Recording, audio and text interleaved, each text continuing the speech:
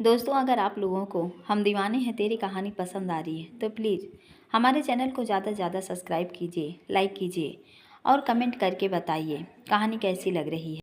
चलिए दोस्तों, अब हम कहानी का नेक्स्ट पार्ट बोलते हैं और आप लोग सुनिए और अपना सहयोग दीजिए।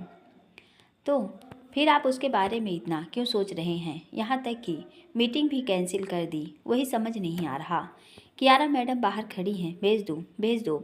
अविराज के आदेश के बाद विक्रांत बाहर चला गया। कुछ देर बाद ग्लास के बने वन साइडेड पारदर्शी दरवाजे पर नॉक हुई, जिसमें अंदर से तो बाहर साफ दिखाई देता था पर बाहर से अंदर नहीं। मैं आई कम इन। उसने आधा डोर साइड खिसकाकर अंदर झाँक कर परमिशन मांगते हुए कहा।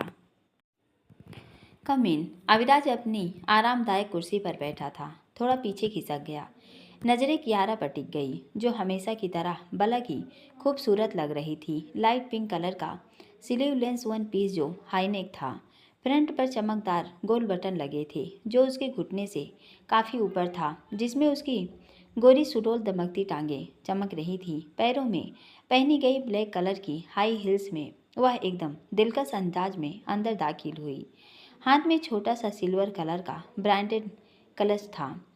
कंधे से छोटा नीचे तक मीडियम हेयर जो स्टाइलिश कट में कटे थे, जिस पर लाइट कलर किया हुआ था। चेहरे पर हल्का मेकअप व होठों पर गहरे रंग की लिपस्टिक। आते ही मनमोहक मुस्कान बिखेर कर उस बड़े से आलीशान ऑफिस पर नजर डालती है, जिसके सेंटर टेबल के पीछे अभिराज बैठा उसे ही देख रहा था।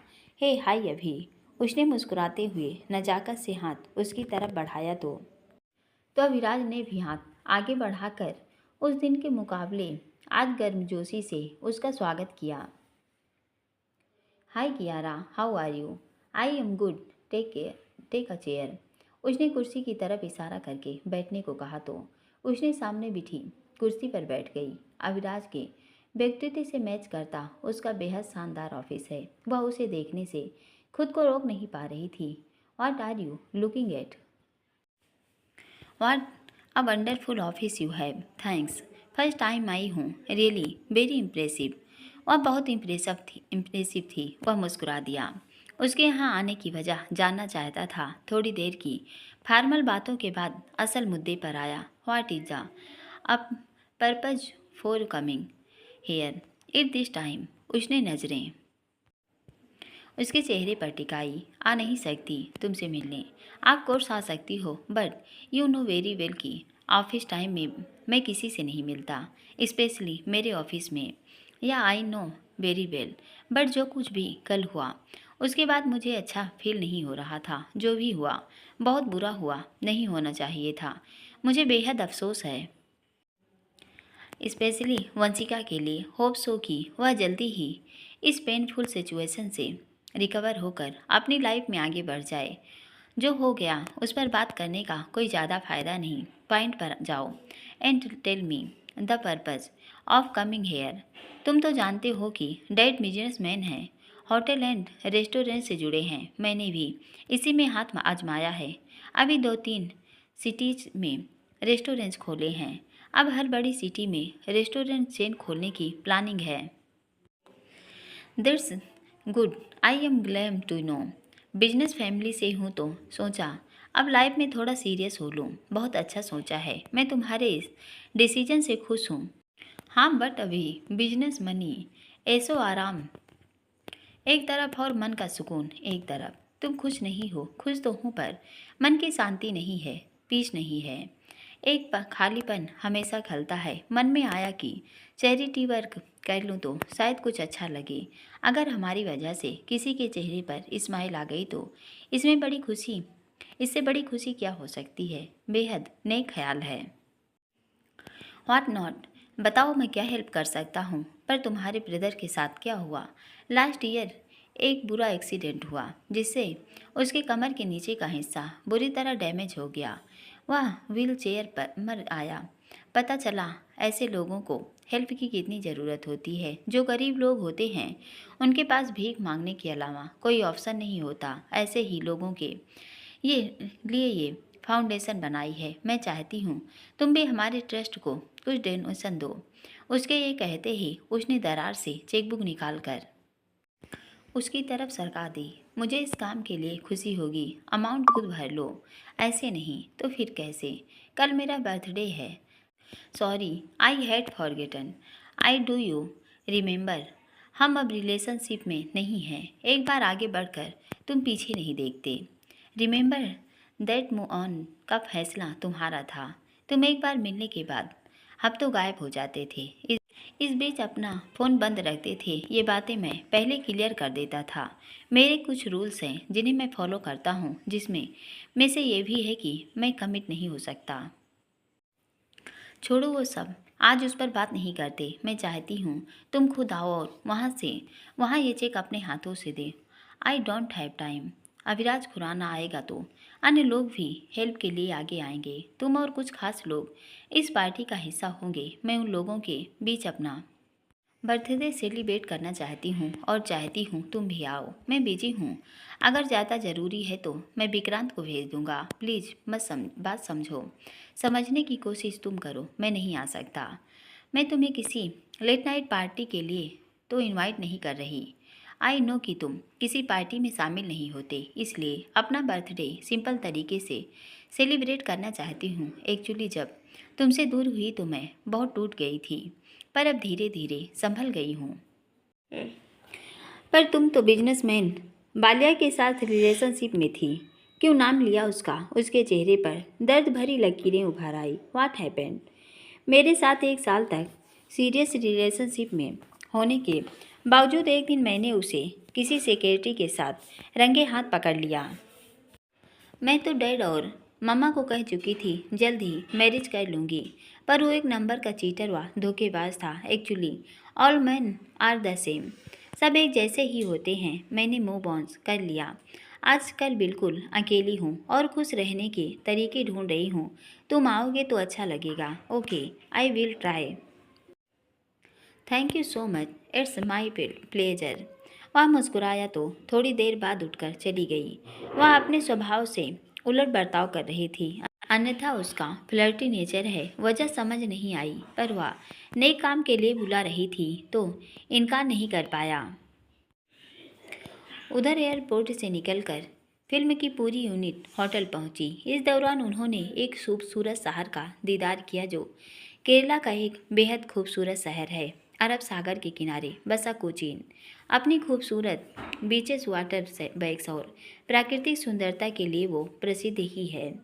शहर भी आधुनिकतम विकसित शहरों के गिना जाता है। वह आधुनिक होने के साथ अपनी समृद्धशाली सांस्कृतिक विरासत को भी समेटे हुए है। पहले वे लोग सीधा ही मुन्नार जाने वाले थे, पर प्रोग्राम में थोड़ी फिर बदल कर दी गई है। आज उन्हें कोच्चि ही रुकना पड़ेगा। वह भी एक फेमस रेस्टोरेंट डेस्टिनेशन है। एक खूबसूरत प्राचीन शहर में नारियल के पेड़ों व हरियाली के साथ यहाँ के खूबसूरत वाटर बैग्स वाले लोकेशन पर शूटिंग की जाएगी। कल एलेपी जाएंगे, जो वहाँ से 50-60 किलोमीटर दूर है। यहाँ बेबनाथ झील जो एक खूबसूरत वाटर बैग है। वाटर बैग जिसे लेगुन कहा जाता है। जब समुद्र का पानी ज्वार के दिनों में या अन्य दिनों में समुद्र से पीछे हटकर स्थल पर आ जाता है, वह वापस नहीं जाता, बल्कि एक लंबी झील का निर्माण कर देता है। केरला में ऐसे वाटर बैग्स व नहरों का लंबा चौड़ा जाल है जिन्हें परिवहन मार्ग की तरह इस्तेमाल किया जाता है। बोट व हाउस बोट, मोटर बोट की सवारी कर यहाँ के प्राकृतिक नज़ारों का आनंद लेने हर साल लाखों पर्यटक देश विदेश से यहाँ आते हैं जाएंगे। उसके बाद मुन्नार जो यहाँ से 3-4 घंटे के सड़क मार्ग से है। उसके बाद कोयम्बटूर, आखिर में तिरुवनंतपुरम जाएंगे। लंच सबने एक 5 स्टार होटल में किया, जहाँ में ठहरे थे। शहर में 8 के करीब खूबसूरत बीचेस हैं। सबसे खूबसूरत फोर्ट बीच पर शूटिंग की योजना है, जिसके लिए पूरी यूनिट के साथ वहां पहुंच गए। बाकी लोग सेट तैयार करने में लगे। आहाना तो यहाँ आकर सब कुछ भूल गई है। इससे खूबसूरत जगह उसने आज तक नहीं देखी। दूर तक फैला नीला समंदर, हरी झाड़ियों व नारियल को पेड़ों के झुरमुट से घिरे बीच। शहर से बाहर है एक पुराना किला है, जिसके नाम पर इसका नाम पड़ा है। मुंबई के बिगेस्ट से कई गुना खूबसूरत है ये बीच। यूं ही केरला और केरला को देवताओं का शहर नहीं कहा जाता होगा। जीवन में एक बार यहाँ जरूर आना चाहिए। सेठ भी जम गया था। ठंडी हवाएं और समुद्र की लहरों का शोर के साथ पंछियों की चहचहाहट इस जगह को स्वर्ग का आभास दे रही थी। पर्पल कलर के टॉप और घुटने से थोड़ा नीचे की ग्रे कलर की स्कर्ट पहने अहाना भी रेडी होकर आ गई। थोड़ी देर बाद भूमिक भी आ गया। पत्थरों से बनी दीवार जो समुद्र तक बनी थी, किले व लहरों के बीच अलग अलग जगह पर कई सीन सफलतापूर्वक फिल्मा दिए गए। आगे की शूटिंग के लिए उन्हें दूसरा ड्रेस पहनने दिया गया। इस सब के लिए एक क्रूज था जिसमें वे रेडी हो सकते थे। थोड़ी दूर पर एक लकड़ी के डंडों से बना पुल था जिसे मछुआरे जाल डालने के काम में लेते होंगे, जिसके किनारे खूबसूरती से जाल लगा था। अलग अलग लकड़ी के डंडों को जोड़कर बना यह पुल समुद्र तट काफ़ी दूर तक जा रहा था। उसके बीच पीछे नारियल के पेड़ों का झुरमुट था। एक कैमरा समुद्र के क्रूज में फिट कर दिया गया जिसके साथ असिस्टेंट बैठा था। एक कैमरा पुल के स्टार्टिंग में लगा दिया गया जिसे डायरेक्टर देखने वाला था। आसमानी रंग का टू पीस जब अहाना को थमाया गया तो देखकर हैरान थी। कुछ ज़्यादा ही शॉर्ट था। इस बारे में डायरेक्टर से इतराज़ जताने उसके पास आ गई। सर, ये कॉस्ट्यूम कुछ ज़्यादा ही छोटा नहीं है? उसने उसके हाथ से लेकर उलट पलट देखा। नहीं तो सर, इसमें और अंडरगारमेंट्स में ज़्यादा फर्क नहीं है। ये मिनी स्कर्ट देखिए, बहुत शॉर्ट है। मैं ये नहीं पहन सकती। तुम यहाँ हीरोइन बनने आई हो, राइट? जी। अभी ये तुम्हारी फर्स्ट फिल्म है। नखरे तुम्हारे सुपरस्टार जैसे हैं। ये तो सिर्फ कॉस्ट्यूम की बात है। छोटे से लेकर बड़ी हर एक्ट्रेस को पहनना पड़ता है। मत भूलो कि रोल देने का बहाने यहाँ कितनी मनमानी होती है। तुम लकी हो कि तुम्हें ज़्यादा फेस नहीं करना पड़ा। तुम भी स्ट्रगल रही हो, इससे अनजान तो नहीं होगी। हमारे पहले ही इस बारे में बात हो चुकी है कि कपड़े वही पहने जाएंगे जो फिल्म के हिसाब से डिसाइड होंगे। तुम इस पर एतराज़ नहीं कर सकती, उसने उसे चेताया। पर सर, मैं ये नहीं पहन सकती।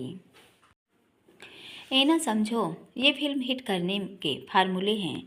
तुम क्या बॉलीवुड की एक नामी व स्थापित अभिनेत्री नहीं बनना चाहती? जी, बनना है तो जैसा मैं कहता हूँ वैसे करो। मैं तुम्हें टॉप की एक्ट्रेस बनाकर ही दम लूँगा। बस तुम्हें मेरी बात माननी होगी। जैसे कहता हूँ करना पड़ेगा। वह उसके चेहरे की तरफ देखकर अजीब भाव से मुस्कुरा रहा था।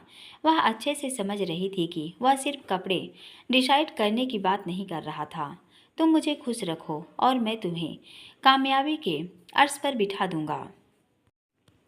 उसके लिए ये ऐसे कपड़े पहनने पड़ेंगे, उसने तिलमिलाहट छिपाते हुए कहा। हाँ, क्यों नहीं? तुम बेहद खूबसूरत हो। दुनिया को तुम्हारी खूबसूरती दिखानी चाहिए, तभी तो फिल्म हिट होगी और तुम रातों रात स्टार। मैं अपने टैलेंट के दम पर आगे जाना चाहती हूँ, ना कि जिस्म की नुमाइश करके। वह चिढ़ गई। फिल्मी पर्दे पर अगर लोगों की नज़रों में आओगी तब न टैलेंट दिखा पाओगी। मत भूलो, तुम्हारे जैसे हर रोज़ हजारों लड़के लड़कियां एक्ट्रेस बनने का ख्वाब लिए मुंबई आते हैं। उसमें से कुछ गिने चुने यहाँ पहुँचते हैं, बाकी स्ट्रगल का तमगा लिए स्टूडियोज़ के चक्कर काट कर तलवे घिसते हैं। एक दिन उनकी आशाओं के साथ टैलेंट भी उनके दिल में ही दम तोड़ देता है। तुम लकी हो कि यहाँ तक पहुँच गई हो। शुरुआत में दूसरे की शर्तों पर काम करो, जब नाम और रुतबा हासिल कर लो उसके बाद अपनी शर्तों पर काम कर सकती हो। ये बात जितनी जल्दी समझोगी तुम्हारे लिए अच्छा है। जाओ जल्दी कस्ट्यूम पहन कर आओ, कहता वह चला गया और वह मन मसोर कर रह गई। मन मार कर उसे वह ड्रेस पहनना पड़ा, पर उसने एक टॉवल ओढ़ लिया। स्कर्ट मुश्किल से घुटनों से ऊपर तक आ रहा था। टॉप को ऊपर के हिस्से को मुश्किल से ढक रहा था। यूँ तो उसे मॉडलिंग के हर तरीके के कपड़े पहनने पड़ते हैं, पर वहाँ कोई नज़दीक नहीं जा आ सकता। शूटिंग की बात अलग होती है। वह इस ड्रेस में बिल्कुल भी सहज नहीं थी। वह आकर पुल के पास खड़ी हो गई। Wow, you are looking so hot. पर्दे पर आग लगाने वाली हो। सर मैं कम्फर्टेबल नहीं हूँ। घबराओ बिल्कुल मत, धीरे धीरे इस सब की आदत हो जाएगी। डायरेक्टर तो कुछ ज़्यादा ही पगला रहा था। उसकी नज़रें उसकी टांगों से हट ही नहीं रही थी। मन मार कर वह लकड़ी से बने उस पुल पर चलती किनारे आ गई। कुछ देर बाद भूमिक भी चलता आ गया। उसने तौलिया हटा दिया तो आहाना को इस ड्रेस में देख भूमिक की त्योरियाँ चढ़ गई। उसने खा जाने वाली नज़रों से उसे घूर कर देखा तो वह नज़रें नीचे कर लेती है। पुल के पीछे नारियल के पेड़ के पीछे से ढलते सूरज को देखते हुए उसका सीन फिल्माया जाना था। भूमिक जी प्लीज़ थोड़ा क्लोज होइए। प्यार से एक दूसरे की आंखों में देखिए। डायरेक्टर ने दूर से इंस्ट्रक्शन दी। भूमिक ने आहाना की तरफ देखा पर एक्टिंग करने की उसकी कोशिश नाकाम हो रही थी। तभी डायरेक्टर चलता आ गया। क्या हो रहा है ये? प्यार की एक दूसरे की आंखों में देखो। और एना तुम्हारे चेहरे पर घबराहट क्यों है? बिल्कुल नेचुरल लगना चाहिए। ड्रेस पर बिल्कुल ध्यान मत दो। जी सर। इस सब में उसका ड्रेस थोड़ा सा ऊपर खिसक गया। ड्रेस ठीक करो। उसने उसका ध्यान दिलाया। आहाना ठीक करने लगे कि डायरेक्टर खुद ही हाथ बढ़ाकर ठीक करने लगा, जो भूमिक को बिल्कुल सहन नहीं हो रहा था। डायरेक्टर आहाना से कुछ ज़्यादा ही क्लोज हो रहा था। ऊपर से उसके कपड़े उसका गुस्सा हद पार कर रहा था। आप जाइए, शूट कीजिए। अब कोई प्रॉब्लम नहीं होगी, मैं हैंडल कर लूँगा। उसने डायरेक्टर को भेज दिया पर आहाना ने उसकी आंखों में तैरते गुस्से को देख लिया था। वो डायरेक्टर ने कपड़े ज़बरदस्ती दे दिए। उसने सफाई देनी चाहिए पर अब कुछ फ़ायदा नहीं था। तुमसे किसने सफाई नहीं मांगी? उसने दांत पीसते हुए कहा। डायरेक्टर के कहे अनुसार दोनों एक दूसरे की आंखों में खोने की एक्टिंग करने लगे। एना थोड़ा झुक जाओ, भूमिक तुम्हें बैग से थाम लेगा। अगले सीन के लिए इंस्ट्रक्शन मिली। आहाना ने वैसे ही किया। वह झुकी। भूमिक ने उसे हाथों में थाम लिया। वह उसकी आंखों में देखने लगी। उसमें तैरती शैतानी चमक बढ़ गई। उसे लगा जैसे जोर का झटका लगा। किसी ने उसे आसमान से नीचे छोड़ दिया। छपाक की आवाज़ के साथ वह ऊंचाई से नीचे समंदर के पानी में गिर गई। डूबने से बचने हाथ पैर मारने लगी। Help help me, please help me, उसने आवाज़ दी। मुंह में पानी जाने लगा। डायरेक्टर हक्का बक्का था। दो स्टॉप बॉय पानी में कूद गए। सब तरह हलचल मच गई पर भूमिक यूं ही खड़ा उसे देखता रहा। मजाल थोड़ा भी विचलित हुआ हो। हाँ, उसकी नज़र उससे हटी नहीं, उसे ही देख रहा था। धीरे धीरे अब उसकी छटपटाहट कम होने लगी। शायद अब वह डूब रही थी तो अब वह थोड़ा बेचैन दिखने लगा। वे दोनों लड़के भी तैरते हुए उस तरफ आ रहे थे पर उस तक पहुंचने में समय लगे। उनके करीब पहुंचने से पहले उसने ऊपर से छलांग लगा दी, बिल्कुल उसके सामने। वह निढाल हो गई थी। उसका हाथ पकड़कर खींच लिया पर उसके मुंह में पानी जा रहा था। दोनों हाथों से थाम लिया ताकि उसका चेहरा पानी से बाहर रहे। तैरता हुआ किनारे पर आ गया। दोनों हाथों में उठाकर उसे पानी से बाहर ले आया। पेट में पानी जाने की वजह से वह बेहोश हो गई। उसे रेत में कमर के बल लिटा दिया। सब उसे घेर कर खड़े हो गए। डायरेक्टर ने उसके चेहरे को पकड़कर हिलाया। एना एना, आंखें खोलो, लगता है इसके पेट में पानी चला गया है, पीछे हटो। उसने सबको पीछे हटने को कहा। वह दोनों हाथों से उसके पेट को दबाने को हुआ कि भूमिक ने उसका हाथ पकड़कर झटक दिया। मैं कर रहा हूँ। डायरेक्टर ने उसके ऐसा करने पर घूरा पर उसने उसे इग्नोर किया। दोनों हाथों से उसके पेट पर दबाव दिया तो उसके मुंह से पानी निकला। बार बार यही प्रक्रिया की गई तो थोड़ी देर बाद उसने आंखें खोल दी। कैसी हो अब? वह कुछ नहीं बोलती। डायरेक्टर ने उसे उठने में मदद की तो उठकर दोनों पैर सिकोड़कर मुंह छिपा कर रोने लगी। डायरेक्टर ने स्पोर्ट बॉय को इशारा किया। वो दौड़ता एक टावल ले आया।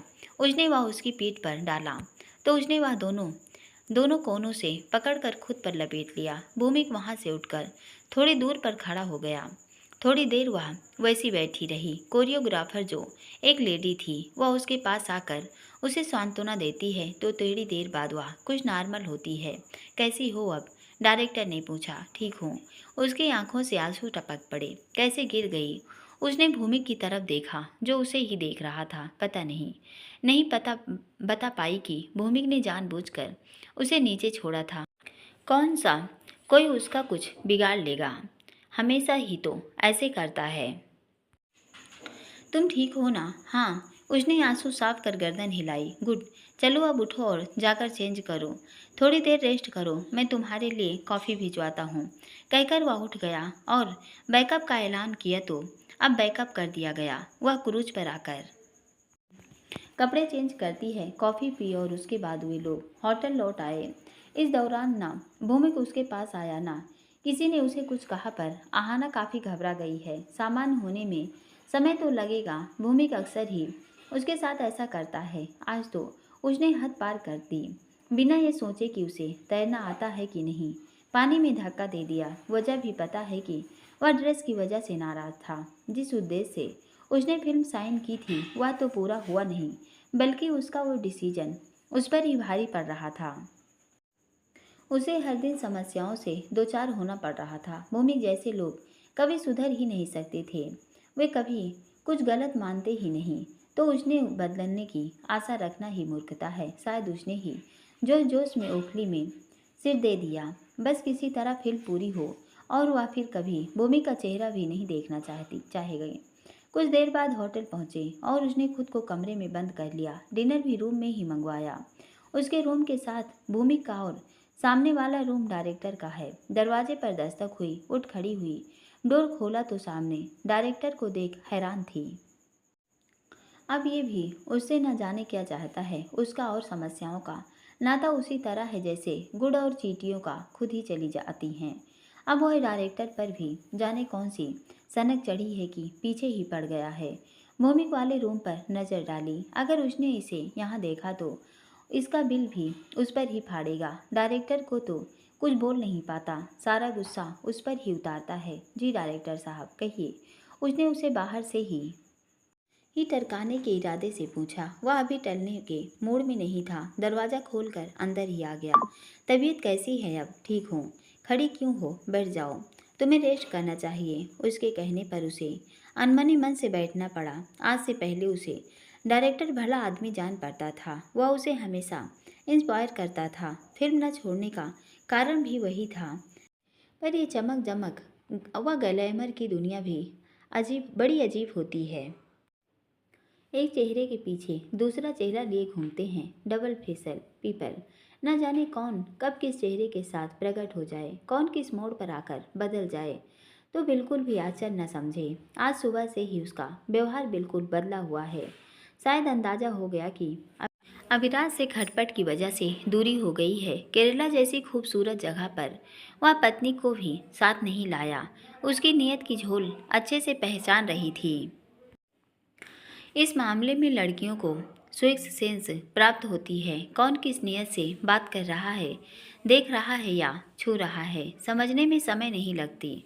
डायरेक्टर का व्यवहार भी बिल्कुल बदला हुआ है, जो उसके लिए खतरे की घंटी है। मैं जानता हूँ ये एक्सीडेंट नहीं था। उसे चुप देख वह बोला, मतलब भूमिक ने तुम्हें धक्का दिया? उसकी बात पर वह लाजवाब थी। उसने ये बिल्कुल अच्छा नहीं किया। न जाने क्यों ऐसा करता है। स्टार किड रहा है, अभी भी खुद को सुपर स्टार से कम नहीं समझता। तुमसे कोई पुरानी दुश्मनी है क्या उसकी, जिसको जब तब निकाल रहा है? उसने गहरी नज़रें उसके चेहरे पर जमाई। नहीं, ऐसी कोई बात नहीं। एक नंबर का सनकी है। उसे इंसानों की कदर नहीं, स्पेशली खूबसूरत लड़कियों की। उसका बोलने का लहजा बिल्कुल जुदा हो गया। कहना क्या चाहते हैं सब समझकर भी अनजान बनती हो, वह बोली। खूबसूरती तो भगवान का वरदान है, जिसकी कदर करनी चाहिए। ये गुस्सा दिखाने के लिए नहीं, प्यार के लिए होता है। उसने उसके कंधे पर हाथ रख नजरें उसके चेहरे पर टिकाई। उसकी आंखों में तैरती वहशत देख सिहर गई। जिसके भरोसे नदी पार करने उतरी है, वही डुबाने ठान बैठा है। तो इंसानियत से भरोसा ना उठे तो क्या करे, जिसे वह नेक इंसान समझ रही थी। पर इसने भी रंग दिखा दिया। खूबसूरती की नहीं, टैलेंट की कदर होती है। मैं चाहती हूँ आप भी मेरे टैलेंट की कदर करें। उसने उसका हाथ हटाना चाहा, पर उसने हल्के से उसका कंधा दबा दिया। तुम में दोनों चीज़ें हैं, खूबसूरती भी टैलेंट भी। मुझे तुम शुरू से अच्छी लगती हो, पर खुराना की वजह से अपने जज्बात जाहिर नहीं होने दिए। मैं हमेशा तुम्हारा साथ निभाऊंगा। न मैं खुराना जैसा बेवकूफ़ हूँ और न भूमिक जैसा पागल। उसकी बातें सुनकर चौंक गई। शायद आपको गलत फहमी हो रही है और प्लीज़ आप जाइए यहाँ से इस समय। आपका यहाँ होना ठीक नहीं। वह किसी तरह शांत होने का दिखावा कर रही थी, पर वह घबरा भी गई थी। तुम्हें भी तो की ज़रूरत महसूस होती होगी। उसने उसका हाथ पकड़ लिया। मुझे किसी की ज़रूरत नहीं है, और आपने भी अपनी हद पार करने की कोशिश की तो फिर अच्छा नहीं होगा। उसने उसका हाथ झटक दिया। नाराज क्यों हो रही हो? मैं कब कह रहा हूँ कि तुम्हें ज़रूरत है, पर मुझसे दोस्ती कर लो। फिर उस भूमि को कैसे किनारे लगाना है मैं सोचूंगा। ये क्या कह रहे हैं आप? हाँ, आप यहाँ से जाइए। भूमिक जी ने देख लिया तो गुस्सा मुझ पर उतारेंगे। तुम मुझसे डरती क्यों हो? क्योंकि वो सनकी हैं। तुम बोलो तो सही, मैं उसको ठिकाने लगा दूंगा। नहीं, मुझे कुछ नहीं करना। आप जाइए यहाँ से। तुम अविराज के साथ भी तो रिलेशन में थी, तो कौन सा तुमसे शादी करता? बस उसी तरह मेरे बारे में भी सोच लो। उसके चेहरे पर काइयों वाली मुस्कान छितरा गई। आप मैरिड होकर ऐसी बातें कर रहे हैं। इंडस्ट्री में सब चलता है, कोई भी रिलेशनशिप परमानेंट नहीं। पर तुम घबरा क्यों रही हो? उसने अपने कंधे से उसके हाथ झटक दिए। तभी दरवाजे पर दस्तक हुई। दरवाज़ा लॉक नहीं था। भूमिक दरवाजे पर आ गया और डायरेक्टर एकदम से उठ खड़ा हुआ। उसे यहाँ देख भूमिक की आंखें सिकुड़ गई। आप यहाँ क्या कर रहे हैं? एना का पता लेने आया था। उसने घबराहट छिपाने की भरपूर कोशिश की। क्यों, क्या हुआ इसे? पानी में गिरने से डर गई थी, तो हौसला बढ़ाने आए हैं। गुस्साई नजरें उसके चेहरे पर टिकाई। कैसी बातें कर रहे हैं भूमिक जी? आप कैसी बातें कर रहे हैं? मतलब इस समय ऐना के कमरे में आने का क्या मतलब? आप मुझसे ये पूछने वाले कौन होते हैं? मत भूलो कि मैं डायरेक्टर हूँ। उसने लहजा सख्त किया। आप भी मत भूलो कि मैं कौन हूँ। अगर अपनी नज़रें इसकी तरफ डाली तो आंखें नोच लूँगा। वह गुस्से से दांत पीसता बोला। Mind your language. मैं बस इसका हालचाल लेने आया था। डायरेक्टर बात संभालता बोला। इस समय अकेली लड़की के कमरे में आने का क्या मतलब? मैं यहाँ कभी भी आ जा सकता हूँ। आइंदा अगर एना के कमरे में इस समय आने की कोशिश की तो अच्छा नहीं होगा। भूमिक ने आंखें तरेरी। क्या कर लोगे? मैडम का नंबर है मेरे पास। उसके ये कहते ही उसके तेवर ढीले हो गए। अगर दोबारा इसके कमरे में आए तो कॉल उसके पास लगा दूंगा, फिर उनको जवाब देते रहना। मुझे धमका रहे हो? हाँ, चलिए जाइए। भूमिक गुस्से से गुर्राया। डायरेक्टर मन मसोर कर चला गया। आहाना ने उसकी तरफ से मुंह फेर लिया। क्यों आया था ये यहाँ? उसके जाते ही उस पर बरस पड़ा। मुझे नहीं पता। आहाना ने उखड़ा सा जवाब दिया। तूने बुलाया? हाँ, बुलाया ताकि उन्हें मेरे साथ देखकर आपकी अगली बार मुझे किसी और जगह से नीचे फेंक दो। उसने गुस्से में तंज किया। तुम मुझे यह सब करने मजबूर करती हो, ना अपनी हरकतों से बाज आती हो। मना किया था कि वैसे कपड़े नहीं पहनेंगी। क्यों ना पहनूं? आप कौन होते हैं मुझे रोकने वाले?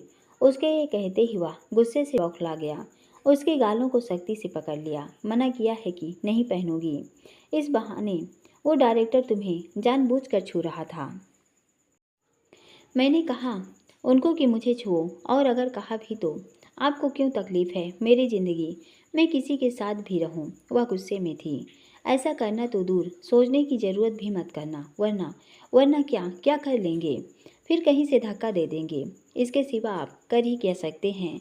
आपका जोर मुझ पर चलता है। मैंने डिसाइड नहीं किए कि वो कपड़े डायरेक्टर ने किए, पर आपको सिर्फ मुझे दोषी करार देना होता है। उसने उसका चेहरा झटक दिया। उसमें तेरी मेरी क्या गलती है मेरी की है? आप हर बार मेरे साथ ऐसे करते हैं। मैं तुम्हारी जैसी लड़कियों से सख्त नफरत करता हूँ। एक अकेली लड़की के लिए दुनिया क्या वैसे ही कम बुरी है कि आप मेरी मुश्किलों को दुगना कर देते हैं। अपनी परेशानियों से भागकर किसी तरह मुंबई में सर्वाइव करने की कोशिश कर रही थी। कुछ भी गलत काम करने से अच्छा मैंने नौकरी का काम चुना। तब भी आपको दिक्कत होती थी, जब तक आपने मुझे अपने घर से जाने मजबूर नहीं किया।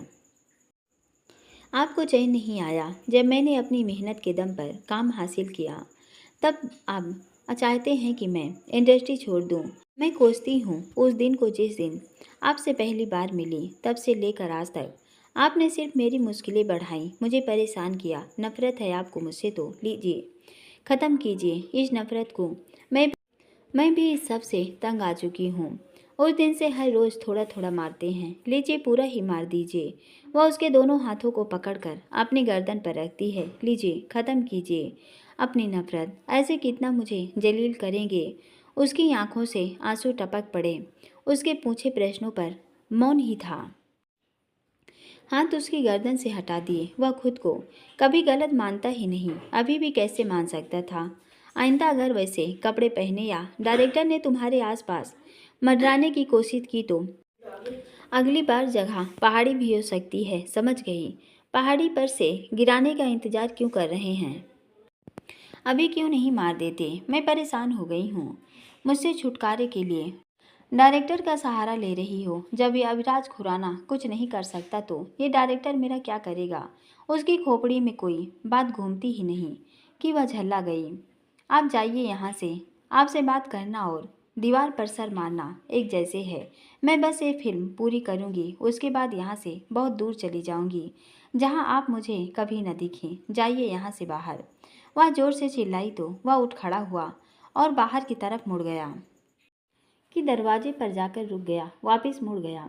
आहना दोनों घुटनों के बीच मुंह छिपाए सुबकने लगी। एक कदम पीछे लिए। क्या कहा तूने? उसकी आवाज़ पाकर उसने चेहरा ऊपर करके उसे देखने लगी। कहाँ जाएगी? कहीं भी जाऊं, आपको क्या मतलब? जाइए यहाँ से। वह जोर से चीखी तो भूमिक कतई सहन न था। उसके गालों को फिर से पकड़ लिया। चुप, बिल्कुल चुप। चिल्लाने की कोशिश मत करना। यहाँ मेरे सिवाय कोई भी नहीं आएगा, समझ गई? उसने आंखें तरी दी। क्यों कर रहे हैं ऐसा? उसने उसका हाथ छुड़ाना चाहा पर नाकाम रही। तुम्हारे बारे में हमेशा सही सोचता था। क्या किया मैंने? तुम हर काम पैसों के लिए और आगे बढ़ने के लिए करती हो, ये सच नहीं है। ऐसे ही एक मामूली नौकरानी से हीरोइन बन गई, बिना गॉडफादर के। फिल्म इंडस्ट्री में जमना टेढ़ी खीर है। किसको तो किसी को तो टैलेंट की कद्र होती है। तुम्हारा टैलेंट क्या है अच्छे से जानता हूँ। इससे पैसे तो आ गए, नाम भी आ गया, पर सोच उसका क्या?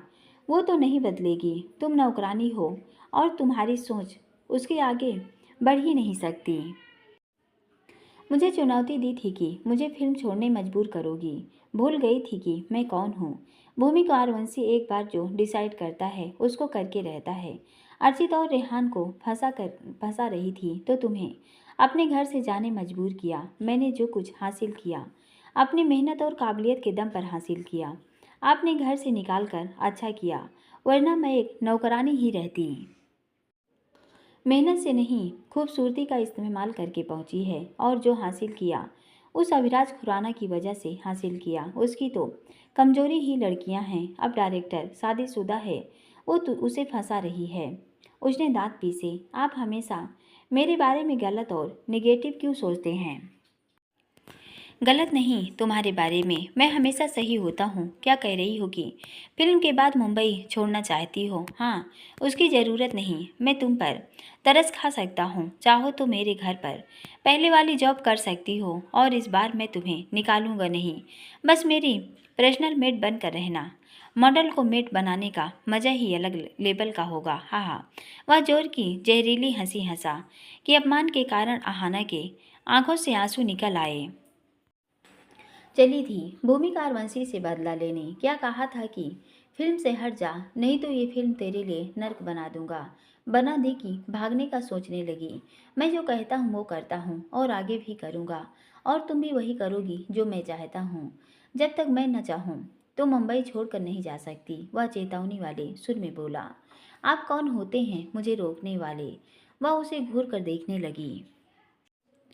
किसी में हिम्मत नहीं मुझसे ऐसे नजरें मिलाए। नजरें नीची कर और आइंदा कभी मेरे सामने तेज आवाज में मत बोलना, वरना बोलने लायक नहीं बचेगी। अंडरस्टैंड? वह कुछ नहीं बोली तो वह उसे छोड़ बाहर की ओर मुड़ गया। डोर पर हॉल बना होता है।